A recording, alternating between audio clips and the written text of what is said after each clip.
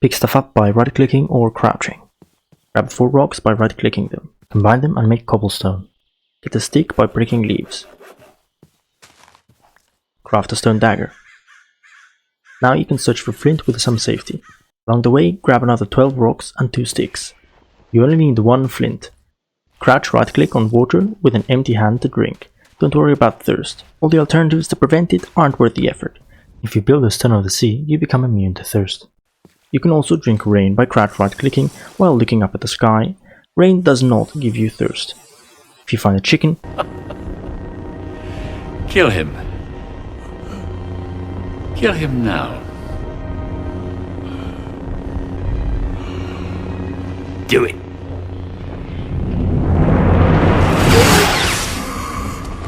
Smash the flint against the rock and get 2 flint shards. Craft a flint knife. Get 3 plant fiber. Make a plant string. Craft a flint hatchet. Chop a tree. Chop logs, cause f you. Don't worry about it. Later on you can craft a saw and you can automatically convert logs into planks or sticks. Make a crafting table. If you already grabbed 12 rocks and 2 sticks, make a stone pickaxe. Otherwise, make a wooden pickaxe, break stone, and then craft a stone pickaxe. Once again, grab 3 plant fiber and make plant string, or just use normal string if you have it. Craft a handle. Craft a saber or rapier. Craft a wooden shield. Upgrade the shield to cobblestone. The materials you use to build a shield only change its durability. If you want to increase block chance, you're going to have to upgrade that in advancements. If you have arrows, also craft a bow, but you'll get an enchanted one sooner or later from skeletons, just saying. If you find any pre-generated structures, grab the torches. By default, ordinary torches go out on their own after time, but pre-generated torches are unlimited. You can also craft them, if you want, but they're expensive. If you however don't have time to build or find unlimited torches, when crafting them, make sure to put the matchbox or flint and steel into the crafting menu so that you can automatically light them all up in advance. When searching for torches in pre-generated structures, also grab a bed if you find one, otherwise you'll need to make one yourself. You can also build sleeping bags. They don't save your spawn point like beds do, and they're crafted with just wool. Since you probably can't grab sugarcane because of farming, use birchwood to get paper for the matchbox. Avoid staying out at night, sleep. If you don't have a bed or sleeping bag, best alternative is dig yourself a hole. In absence of houses, a hole underground will do, but without torches a grue might spawn. If you're a madman, you can also use the light generated by the furnace while you cook yourself some food. Holes are nice because you can mine all the stone you need while waiting for daytime. At this point, you're free to do what you want. There isn't a best way to doing things. Reach level 5 either by hunting mobs or mining coal. Press L to open your advancements and pick your preference. I usually go for combat. Press Y and open your skill tree and go for mining 4. I'll now suggest a couple different paths. If you're confident in yourself, you can skip straight to the fun part.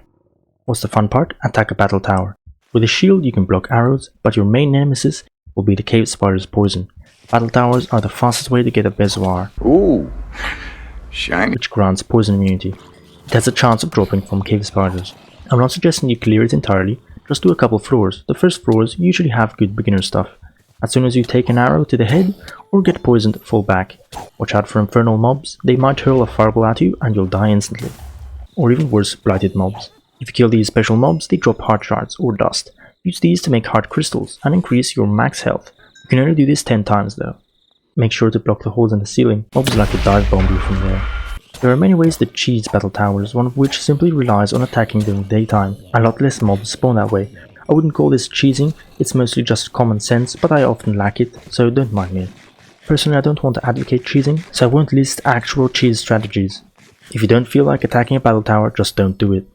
If you want to proceed at a normal progression speed, once you have mining level 4, mine iron. You're going to need 3, 6 or 13. Obviously, if you get more, it's even better. Craft an iron saber. The handle can also be made with string or wool, no need to get plant fiber. Craft a bucket and fill it with water. Why is it so important? MLG water bucket jumps, obviously? No, not really. You can drink water from your water bucket, so infinite water. Open the skill tree again and go for building level 6. Craft a basic equipment forge. Craft a packsaw. A wooden guard and a rod. There's other cool Lycanite's equipment that you can craft, but the packsaw is the only actual must-have. If you're interested in using Lycanite's weapons, you can also check out this video. Now I'll tell you what you're going to need. I'll suggest how to get them, but if you already have the needed materials, then great. Tool belt. It's not really that useful if you're using a paxel, but it's great as a bauble filler slot. Same goes for the quiver. It's a lot more useful than the tool belt because it can hold multiple stacks of arrows for you. The mount depends on the material you use when crafting the quiver, diamond being the highest, which holds 9 stacks. The quiver also allows you to automatically draw arrows from it, but it won't work if you have your offhand occupied by, for example, a shield. So I just classify it as an arrow stockpile that you'll need to manually extract arrows from. You'd have to do this anyways, since there does not appear to be any button to cycle through the type of arrows, so if you'd want to use any special arrow, you'd still have to extract it manually. You can make the quiver automatically absorb all the arrows you pick up if you crouch right click with the quiver in your hands. This will activate the ammo collect ability. Unfortunately, stray arrows that you pick up do not get auto-absorbed, but if you throw them on the floor and then pick them up, it works. Speaking of special arrows, they're extremely cheap and there's some insanely useful ones. Personally speaking, I don't really craft arrows, I still get them exclusively by killing skeletons, even in RLCraft. But if you haven't changed this habit, now's a good time to do so.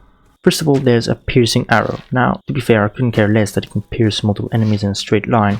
What makes it amazing, and I actually think that this feature wasn't intentional, is that since the arrow goes through enemies, even when it hits the target, the arrow does not vanish. It will land on the first solid block it finds. This means that you can always pick up every arrow you've ever shot as long as you know where it lands. Unfortunately, it's rather expensive, relatively speaking at least. Flint's a pain to collect. There's however an advancement level that can make that easier. Another amazing arrow is the frost arrow. All it needs compared to a regular arrow is ice, and thanks to RLCraft you can get ice cubes by punching ice, and with those you can make ice, so pretty much you don't need silk touch. These arrows freeze the enemy in place for multiple seconds, which is insane considering that paralysis usually only works for a single second or less. Now these two are the only noteworthy arrows that I'd suggest you use instead of regular arrows, but here's some honorable mentions. Knockback arrows. They're mostly only used for cheesing. Thunder arrows. They're extremely expensive and not as good as they sound, but they're fun to use. TNT arrows, because why not? Oh, hell no!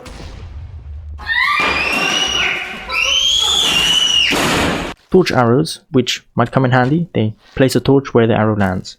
And triple arrows. All special arrows work with multi-shot and only consume 1 arrow, so yeah, that's why I added triple arrows to the list. Imagine using that close up to a large target. That's 16 arrows in just 1 shot. Enough about arrows, summoning stuff. You're going to need to increase your magic to level 8, but it's more than worth it if you know how to use it right. It's pretty much infinite regeneration. If you want to learn about it in more detail, here's yet another dedicated tutorial video. Yeah, I made a lot of these. Now with the required magic level aside, you're still probably going to have a rough time getting the materials to craft it. Mounts can be annoying since skeletons might be hard to deal with, and same goes for ender pearls. But all you'd need to do is go mining in the dark, and the darkness monster is going to spawn sooner or later, and they drop ender pearls. The real issue is gold. You either get lucky and find it as loot, or you've got to mine it. I for some reason don't like mining in RLCraft. When it comes to looting, there's several dungeons that have a gold block, but nobody's that lucky. However, something that you definitely have nearby is a dragon nest, because those fuckers are everywhere. And as loot, you might not only find iron armor, but gold. Speaking of gold, you're going to need more of it. Backpacks also want a gold ingot. Break it while crouching to equip it. Crouch right click with an empty hand to put it down. You're going to want to use this depending on how much of a hoarder you are, since it replaces your chestplate slot. You're going to need even more gold for potion rings. You'll be using them as a bauble slot filler, but they can be upgraded into useful rings later on, so it isn't a waste. They also need lapis, but a lot of houses use lapis blocks as a roof or floor, so try and find one of those I guess. I wouldn't suggest mining for it. I'd also craft a ring of enchanted eyes if you find a golden carrot and a glowing ingot, because you'll need to build it regardless once you try and get the dragon eye, so why not build it earlier and make use of some night vision. Another pro of these baubles is that they can all be very easily reforged. By using the reforging station that requires a lava bucket, you can reforge the modifier of a bauble by using your experience. When using the reforging station that needs an obsidian and a stone slab, you can reforge the quality of the bauble or item. When it comes to golden rings, all you need is a golden ingot to cycle through the different qualities, and when it comes to the tool belt and the quiver, all you're going to need is leather, so it's very easy to do. Items aside, if you followed Palpatine's orders, Do it! and acquired some chicken, make sure to use it for avian treats and get a rock and a Venturaptor. Mounts are insanely powerful game changers. If you want more information about them, check this video out. I decided to make this video because I'm about to start an RLCraft hardcore series and I'll probably be repeating this beginning part a lot. Well, I hope you found this guide useful. If you did, please like and subscribe. Later.